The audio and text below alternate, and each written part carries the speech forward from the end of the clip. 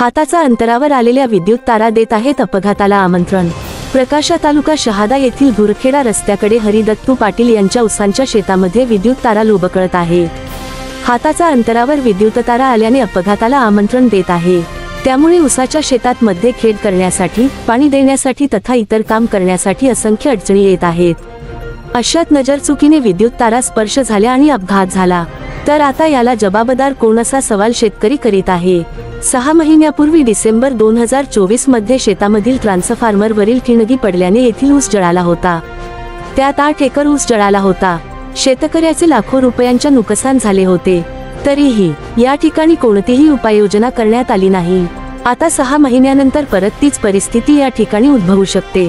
असे होऊ नये म्हणून लोंबळणाऱ्या विद्युत तारा उंच करण्याची मागणी प्रकाशा शेतकरी हरिदत्तू पाटील यांनी केली आहे। तसेच ट्रान्सफॉर्मर जवळील पूर्ण फ्यूज उघड्यावर आहेत। मजुरांचे मुलं त्या ठिकाणी खेळत असतात, तेव्हा येथील तारांना स्पर्श झाल्यास दुर्घटना घडू शकते, म्हणून तात्काळ येथील लोंबाळणाऱ्या विद्युत तारा उंच करून येथील ट्रान्सफॉर्मर जवळील उघड्यावर असणारे फ्यूज बंदस्त पेटीमध्ये ठेवावे अशी मागणी शेतकरी यांच्याकडून होत आहे। मराठीशी बोलताना हरिदत्तू पाटील यांनी सांगितले की या ठिकाणी 8 एकर मध्ये ऊसाची लागवड केली होती। डिसेंबर 2024 मध्ये ट्रान्सफॉर्मर वरील ठिणगी पडल्याने ऊसाच्या शेताला आग लागली होती, त्यामुळे ऊस जळून खाक झाला होता। आता तशी परिस्थिती उद्भवणे म्हणून वारंवार संबंधित विभागाला सूचना केली आहे, मात्र उपाययोजना होताना दिसत नाही। मराठी न्यूज नरेंद्र गुरव, प्रकाशा।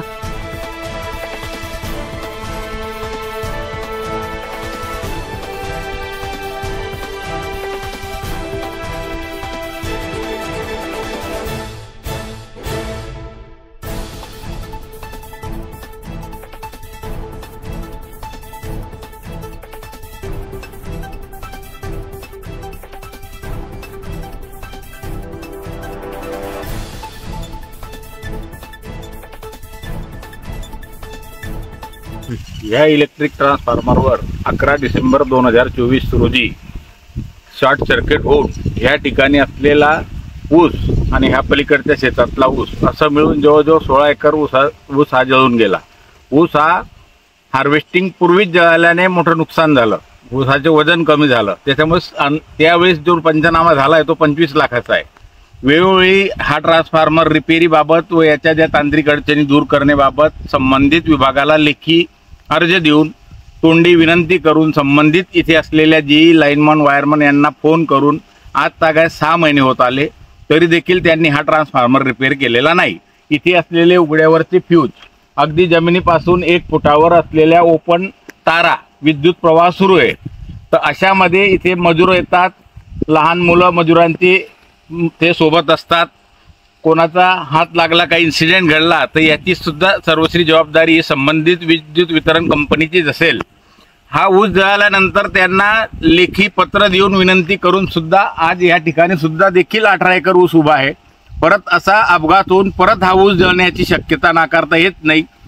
तरी आता पावसाळ्याला सुरुवात होण्यापूर्वी त्यांनी याचा मेंटेनन्स करणं अपेक्षित होतं, तरी देखील आज तागायत त्यांनी मेंटेनन्स केलेला नाही। या बाबतीत आपण कार्यकारी अभियंता, अधीक्षक अभियंता यांना देखील पत्रव्यवहार केलेले आहेत, परंतु त्या डिपार्टमेंटचे सर्व निर्लज्ज अधिकारी आज तागायत कुठलीही उपाययोजना करायला तयार नाही।